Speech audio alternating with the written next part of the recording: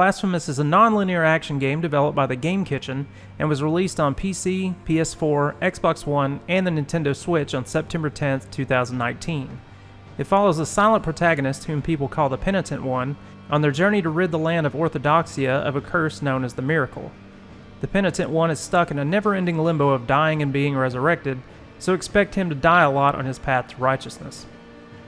Blasphemous is an action game wearing the influences of games like Dark Souls, Salt and Sanctuary, and Castlevania on its sleeve, while bringing a lot of great enemy designs, boss fights, and level designs to the table.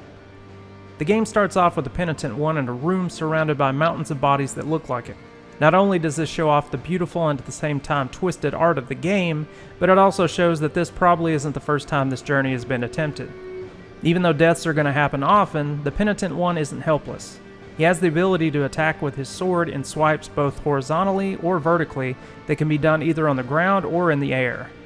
He has a slide to help him evade most attacks, and a block that can parry most enemies if timed correctly. He can also hang from ledges, heal, and use prayers that do things like let him attack quicker or bring forth lightning.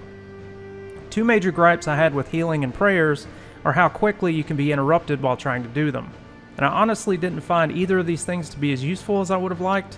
For example, I would have to use pretty much my entire reservoir of healing flasks just to heal up most of my health bar, and each time healing left me open for attack for a good while. There might be a way that I didn't find that you can help your flasks heal more health when used, but I didn't find anything like that in the game. As far as prayers go, I barely even use them because the risk for trying to use one usually didn't outweigh the reward. Other than those gripes, I found the controls to be pretty tight. There are a lot, and I do mean a lot, of platforming sections in this game where precision control is needed in order to progress. If you don't like platforming, you aren't going to like this game. Not only are you going to be spending a lot of time jumping all over the place, but there are going to be traps, enemies placed in the worst spots, and projectiles flying at you trying to knock you into a pit or onto some spikes. And deaths are handled a lot like the Souls games, where you can find checkpoint shrines throughout your journey where you can refill your health and save your progress. These are always a welcome sight, but just like in Dark Souls, if you rest at one, all of the enemies in an area will reappear. You gain tears of anointment when you kill enemies, much like the souls from Dark Souls, and these will be used as a currency to either buy items, cleanse your guilt, which I will explain in a minute, refill your health at blood fountains, or upgrade your sword with new attacks and combos. As far as how guilt works, when you die you will leave a fragment of your guilt trapped in the world right near where you perished. If you can get back to where you died, then you can free the guilt fragment and your guilt will be forgiven. If you can't, then you can always go to one of the many statues that can be found and cleanse your guilt for a price. The penance for your guilt being left in the world is you can't use as many prayer attacks because your bar will have part of it blocked off, and you will gain less tears of anointment and fervor. Checkpoints are placed pretty evenly throughout the game, and there are plenty of shortcuts to be found that help backtracking be just a little bit easier. Health and fervor can also be upgraded by finding rooms that have the upgrades in them, and most of these are pretty easy to find, and they really help make the game much easier overall. The Penitent One's sword can also be upgraded by finding certain shrines that can raise the level of the sword to gain more attack power. These are also where you buy the combos and the new sword attacks. There are several items to be found throughout the game. Some of them are rosary beads that can give the player certain perks like having more health or being able to dodge more often. Others are hearts that can be placed inside your sword that can give lots of power, but also have some sort of an adverse effect placed on the player as a result of them being equipped. But these actually didn't ever work for me because for some reason the game would never let me equip any of them. And there's also relics that help show things in the world that you normally would not be able to see. These include things like being able to read messages from dead bodies, see invisible platforms, and having columns that can be climbed appear out of nowhere. Other items to be found are the bones of people of the land. They each have lore to be read, and it's really neat to be able to find lots of little pieces of backstory in each area.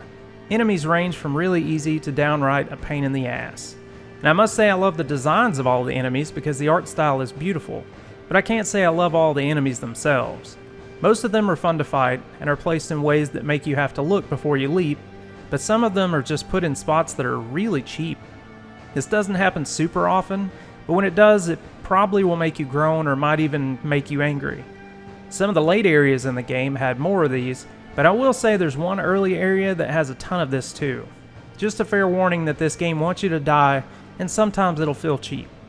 I really do like most of the level designs, and I really like how they all tend to wrap into one another, but I have to admit that sometimes I was wishing for a few more warps to be available, because some places are just a bit of a chore to backtrack through. Which brings me to warps, which are hand statues that are placed in a few places that can make travel a lot faster. My only issue is that I wish that there had just been one or two more of these to be found. Another big part of the game are bosses, and for the most part I really had fun with these.